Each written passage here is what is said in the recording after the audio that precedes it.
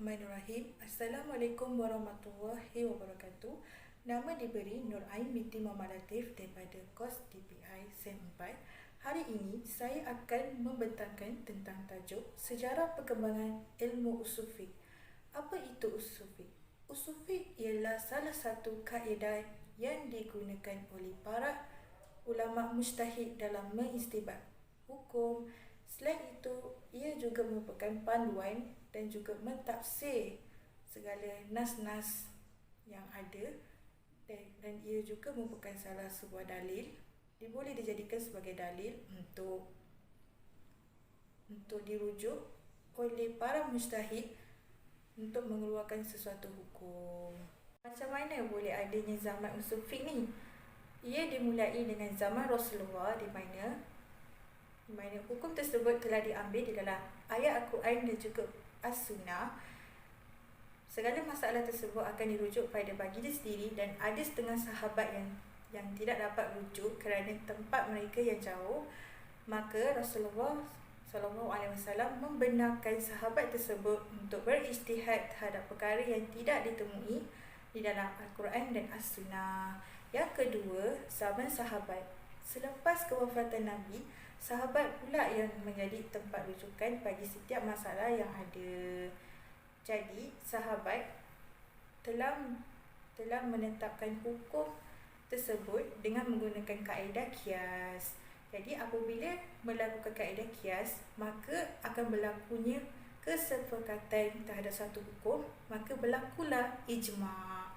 Yang ketiga adalah zaman tabi'in. Zaman tabi'in pula lebih kurang daripada zaman sahabat ini. Apa yang membezakannya? Jika mereka tidak jumpa sesuatu perkara tersebut di dalam ayat Al-Quran, As-Sunnah, Ijma', maka mereka akan rujuk pada para sahabat ini untuk berijtihad.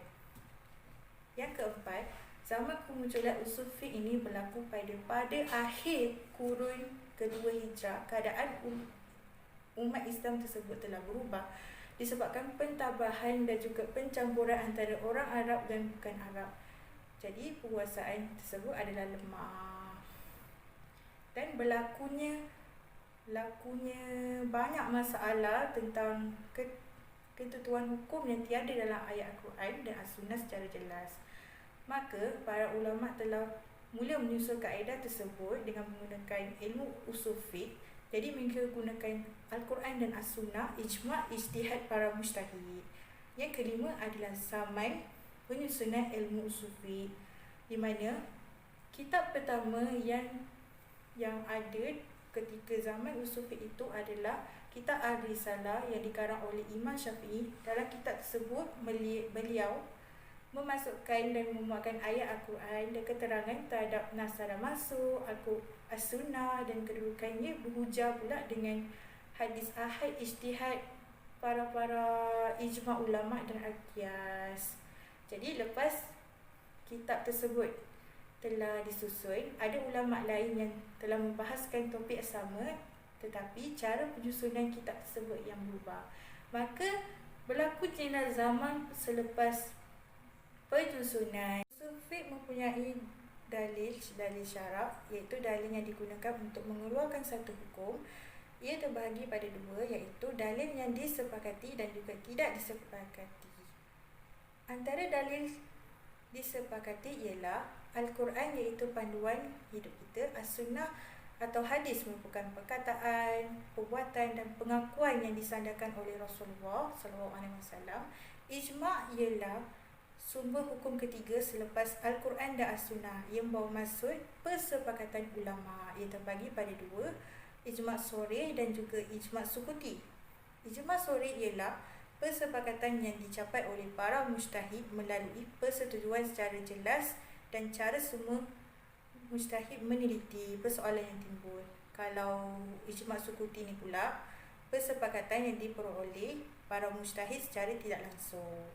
Dan yang keempat adalah qiyas. Qiyas adalah menzahirkan persamaan sesuatu perkara yang tidak ada nas tentang hukum, yang kerana kedua-dua mempunyai persamaan pada ilah atau sebab yang tertentu dalam satu hukum.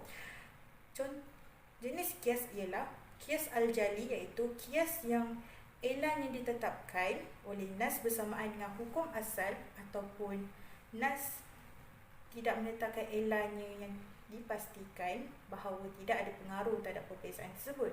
Manakala qiyas al-kafi iaitu qiyas yang elahnya tidak terdapat dalam nas. Dalil yang tidak disepakati ada 7 iaitu al-istishab yang membawa maksud berhukum dengan mengekalkan sesuatu di atas keadaan yang terdahulu sehingga tertegaknya satu dalil ini. Yang kedua, al-istihsan ialah mengutamakan untuk beramal dengan qiyas kafi berbanding qiyas jali kerana ada dalil tersebut. Yang ketiga, musalih al-mursalah iaitu sesuatu yang mendatangkan manfaat serta selari dengan tuntutan syarak dan maqasid. Yang kelima, al-urf, ia merujuk pada sejenis adat sama ada dalam bentuk perkataan atau perbuatan yang menjadi amalan majoriti kaum secara berterusan. Yang kelima, qaul as-sahabi iaitu kata-kata sahabat ataupun orang yang pernah berjumpa dengan Nabi. Yang keenam, syarman qablana iaitu syariat rasul-rasul terdahulu yang terdapat dalam Al-Quran dan As-Sunnah tetapi tiada arahan untuk kita mengikutinya atau menghindarinya. Yang ketujuh, sad az-zara iaitu menghalang perkara-perkara harus yang membawa kepada perkara-perkara yang haram. Berlakunya konsep hukum Islam ia terbahagi kepada 2 iaitu hukum taklifi dan hukum wadi'. Hukum taklifi ialah hukum yang berkait ketetapan dan arahan untuk melakukan sesuatu, meninggalkan dan juga membuat pilihan. Ia mempunyai 5 bahagian iaitu wajib, perkara yang kita kena ikut, kalau kita tak ikut kita akan dapat dosa. Yang kedua adalah sunat, perkara yang Nabi sendiri yang lakukan, kalau kita ikut kita dapat pahala, kalau kita tak ikut tak dapat apa-apa. Yang ketiga adalah haram, perkara yang kita mesti menjauhi, kita tak boleh buat perkara tu. Yang keempat adalah makruh ialah perkara yang kita sendiri tidak digalakkan untuk melakukannya. Dan yang terakhir ialah harus, kalau kita melakukan satu perkara kita dapat pahala, tak buat tu pun tak dapat apa-apa. Hukum wadi' adalah hukum penetapan yang menjadikan kesan terhadap suatu perkara. Antaranya ialah sebab sesuatu yang menjadi asas kepada terbentuknya hukum tersebut. Yang kedua, syarat, sesuatu kerana tercipta hukum tersebut menjadi syarat sahnya. Kalau syarat ni tak ada, maka perkara tersebut tidak sah. Yang ketiga adalah penghalang kepada suatu perkara yang menjadikan hukum tersebut tidak dapat dilaksanakan. Yang keempat adalah sahih, perbuatan yang menghasilkan kesan seperti yang dimasukkan ataupun kesan yang bersifat syarak, sama ada bentuk ibadat, percakapan dan muamalat. Yang kelima, fasad, ialah suatu perbuatan yang tidak meninggalkan kesan. Yang keenam adalah azimah, cita-cita azam atau suatu perkara. Yang ketujuh adalah rukhsah, iaitu kelonggaran bagi suatu hukum. Perbezaan antara hukum taklifi dan hukum wadi' ialah hukum taklifi merupakan hukum di mana melakukan suatu perkara atau meninggalkan atau membuat pilihan, manakala hukum wadi' adalah hukum ketentuan menentukan sejauh mana sahnya atau batalnya suatu perkara disebabkan sebab syarat ataupun halangan. Yang kedua, perkara yang dibincangkan ialah mampu dikawal oleh mukallaf sendiri, dan hukum wadi' tidak semestinya boleh dikawal oleh mukallaf kerana perkara yang luar jangkaan.